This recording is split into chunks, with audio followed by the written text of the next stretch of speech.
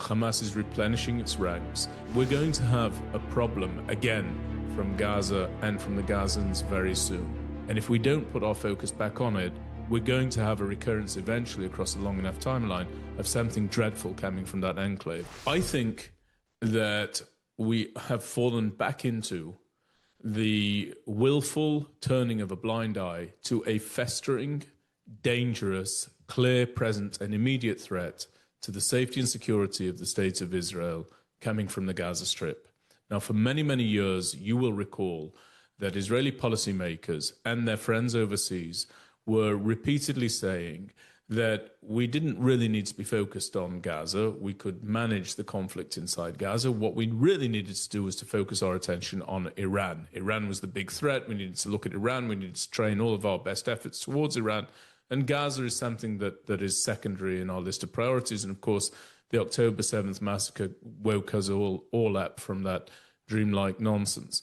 I never agreed with that idea. I always felt that Israel had to be able to walk and chew gum at the same time, and that it could not ignore an immediate proximate threat in the Gaza Strip in order to focus on a distant potential threat over there in Iran, without qualifying which is the more dangerous threat to us. Now, we're in a situation where Israel holds the majority of the Gaza Strip. Prime Minister Netanyahu expressed in a recent cabinet meeting that we hold more than the 53% that often is talked about in the media, that we're continuing to take hold of territory inside Gaza.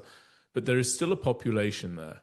And it's from among that population that Hamas is replenishing its ranks. It's that same population that cheered when our soldiers were dragged through Gaza with their entrails hanging out after October the 7th, that cheered and applauded in their throngs as our Holocaust survivors, our children, our women, our innocents were taken into the Gaza Strip. And it's that population that was supportive of Hamas inside Gaza and actually voted for Hamas inside Gaza when there were the last elections. They are supportive of that terror organization. We deal in the soft bigotry of low expectations, say, well, the Palestinian Arabs didn't know what they were voting for when they supported Hamas, but at the same time we have a contradiction where we're told, but yet they're eminently ready for statehood and independence. So those two ideas are not consonant one with the other. And I actually believe that when you look at the political winds and how they're blowing massively against continued American support for Israel in the United States of America, and when you look at the fact that whether one loves or loathes Benjamin Netanyahu, he's certainly a greatly experienced statesman on the world stage, and there isn't someone coming through the Israeli political ranks that even remotely matches his capabilities in that particular sense. We're going to have a problem again from Gaza and from the Gazans very soon. And I would like to see my leadership move towards the relocation of the Gazans out of the Gaza Strip, first and foremost into the Sinai Peninsula. This is something that was spoken about with great intensity some months ago. You and I spoke about it at a live event in Atlanta. People can scroll back and listen to the podcast about that if they want to go through our archives. But it's disappeared from the discourse.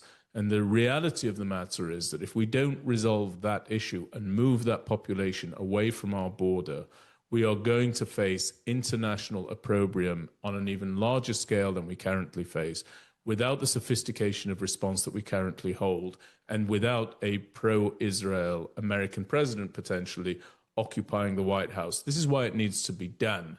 Now, Egypt, of course, has said that it won't accept them. Incidentally, Egypt was in breach of the terms of the peace agreement between the Arab Republic of Egypt and the State of Israel that was brokered by Jimmy Carter when they moved ordnance into the Sinai Peninsula to prevent Israel from sending the Gazans into the Sinai. But this is an ongoing threat, and it's being overlooked again. And if we don't put our focus back on it, we're going to have a recurrence eventually across a long enough timeline of something dreadful coming from that enclave. What do you think is the likelihood, and you can say that it's completely unlikely if you wish, what do you think is the likelihood that we might have some more muscular diplomacy that deals with the relocation of the Gazan population en masse away from Israel's towns, cities, kibbutzim, and citizenry?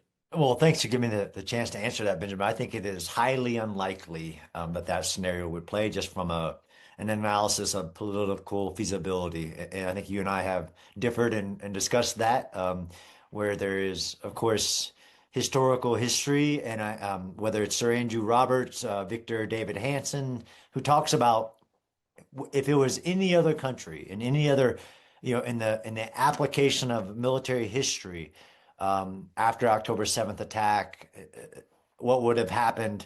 Borders change, populations, they don't not forced because of international law of armed conflict. There's no forced displacement, but populations move. All of that aspect aside, my analysis of in answering your question of the political feasibility is almost, I would put it at zero. And what the greater hope, and you and I differ on this, is I think what Israel has achieved is unlike any part of the past recent history with Gaza, which is a true isolation. And that, for me, is the center of gravity for the future of the security paradigm in dealing with Gaza, is a true isolation of Hamas from the chance of resupply. Then you put so that's my number one priority in a political feasibility. That border between Egypt and Gaza has to remain now, for once in decades, sealed from the possibility to include through the Rafah gate of resupply and rearming Hamas, who does have military capability at the moment, which is the next priority, is the demilitarization and the de-radicalization of the population holistically, which I know is a much larger, maybe our next podcast, about what is the status of the president's peace board, the NCAG, and other aspects of what I think is the more political, realistic situation, Benjamin, of versus any other country versus the situation now. An isolated enemy, which is massive, that is in that remaining portion, demilitarization and de-radicalization, for there to be any chance for peace for the Gazan population after de-radicalization and southern Israel. I know that's not a solution that you like, but my opinion of the political feasibility, even globally, in accordance with the Abraham Accords and all that in the Middle East. Well, John, I very much appreciate your response. I'm going to stick my neck out and say that I view the Palestinian Arab issue as such a strategic danger to Israel, as such a massive liability to our long-term security and standing astride the world stage. And I also view the notion of ceding any land to them as an act of absolute suicide. As a result of those two considerations, were I to have my way, I would absolutely prioritize the relocation of the Gazan population outside of the Gaza Strip, yes, into the Sinai Peninsula. And I believe that what would actually happen there, John, would be that Sisi would simply move the population on into the continent of Africa, quite in fairly similar fashion to what we've seen the Europeans do with the migrants towards Great Britain. They're supposed to stop in their first city of refuge or country of refuge, country of safety. And instead of that being the case, what the Europeans do is they simply put them on boats, move them up towards the UK, and the UK is largely coming apart as a result of that. I think you'd see the opposite direction of travel. Were we to move the Gazans into the Sinai Peninsula, I think you'd see Sisi disperse them throughout the continent of Africa. But I think as long as they stay there, where they are inside Gaza, they remain a threat, a danger to the Israeli population.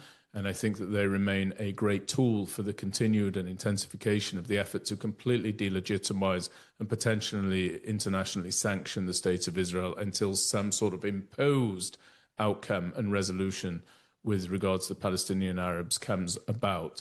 And I would much rather move and initiate an outcome than have one imposed upon the state of Israel by the international community, which hasn't shown great sympathy towards our plant, even applied even in the aftermath of the October 7th massacre.